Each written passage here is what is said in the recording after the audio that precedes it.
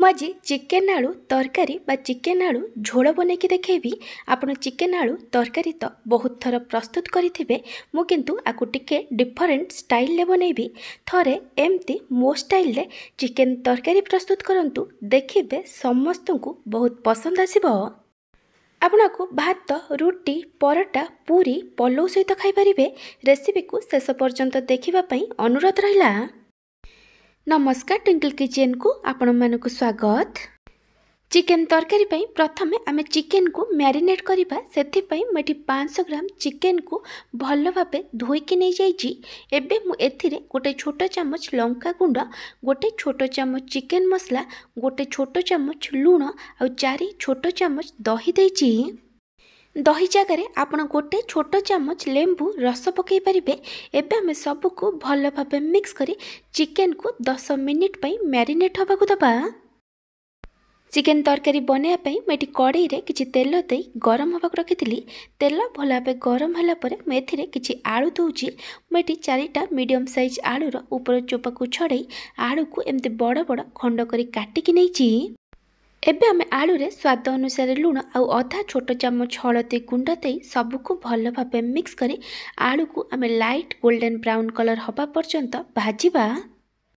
आलू एटी भल से भाजी हो जाइची। एबे आमे आलू को गोटे बड़ बाउल ले काढ़ी दबा।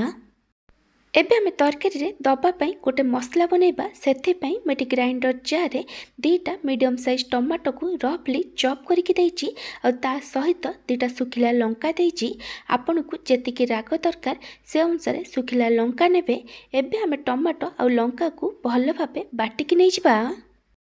मु आपन को गोटे छोट रिक्वेस्ट करुची, जदि आपन को ए रेसिपी भल लागिबो ताला को लाइक करिवे, आपन को सांग मानक सहित शेयर करिवे।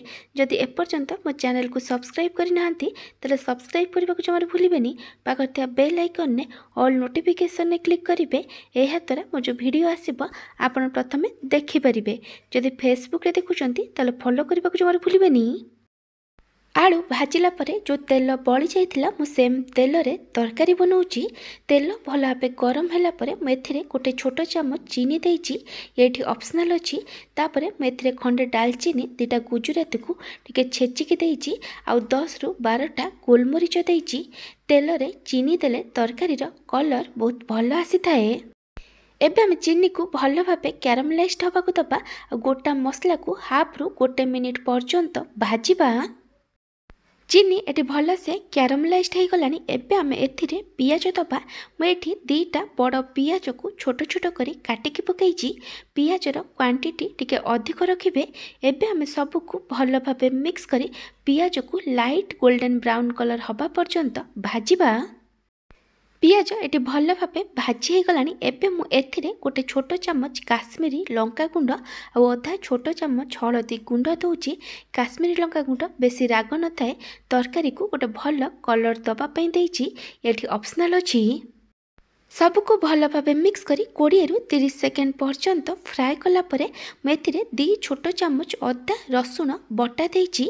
एबे आमे सबको भल भाबे मिक्स करी आकु कसिबा जेमती अदा रसुण बटार कंचा बास्ना पळिबो।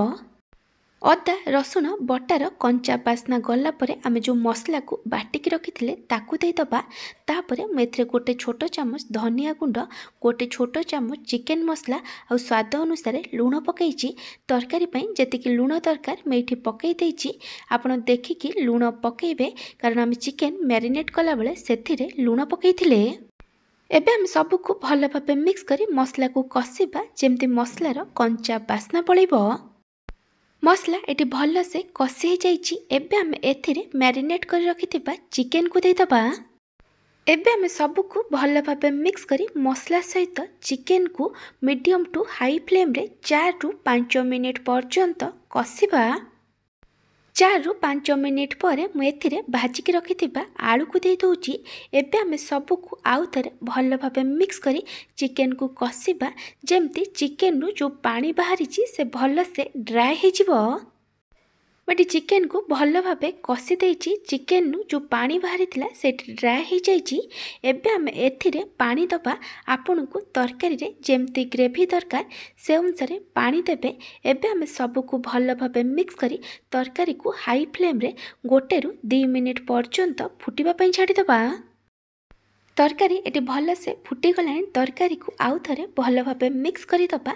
एबे आम को कभर करी लो फ्लेम रे 12 ରୁ 15 मिनिट पर्यंत कुक करिबा जेमती चिकेन आउ आलू भल भाव सीझी 15 मिनिट पर मुझे घोड़णी काढ़ी देछि। मुझे आपन को देखै दउछि एठी आलू आउ चिकेन भल भाव सीझी जाइछि। एबे आम एथिरे गोटे छोट चामच गरम मसला गुंड पकेइबा आउ सबको भल भाव मिक्स करी तरकारी को मीडियम फ्लेम रे 2 ରୁ 3 मिनिट पर्यंत कुक करिबा। एटी 2 ରୁ 3 मिनिट हो गलानी तरकारी को आउ थे भल भाव मिक्स करदबा आउ गैस बंद करदबा। चिकेन तरकारी एटी रेडी हो जाइछि। आपण चाहिले आउ परे किछि काटिकी धनिया पत्र पकई परिबे। आपण ए रेसिपी को कौ जगार देखुंत कमेंट सेक्शन में जनइबे। जदि आपण को ए चिकेन तरकारी रेसिपी भल लगी ताको लाइक करेंगे, आपण सांग मानक सहित शेयर करेंगे। जदि एपर्यंत मो चैनल को सब्सक्राइब करना ताले सब्सक्राइब करने को जमार भूलें। पाखर बेल आइकन ने ऑल नोटिफिकेशन ने क्लिक करेंगे। यह द्वारा मो जो वीडियो आसीबो आपण प्रथमे देखि परिबे। जदि फेसबुक रे देखुंत ताले फॉलो करने को जमार भूलें। Thank you for watching.